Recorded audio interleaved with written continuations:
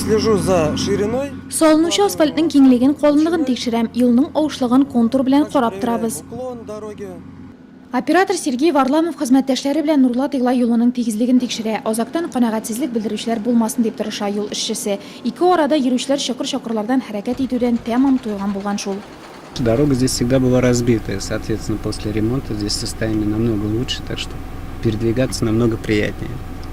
Әлеге участокта эшләр май уртасында башланган, башта иске асфальт юлының беренче катламы кисеп алынган. Аннан битум эмульсиясе сибелгән. Тигезли торган катлам җәелгәннән соң соңгы асфальт бетон катнашмасы салына. Юл салучыларның тулы бер бригадасына 7 йөк машинасы ярдәм итә. Заводтан излексез кайнар асфальт китерелә.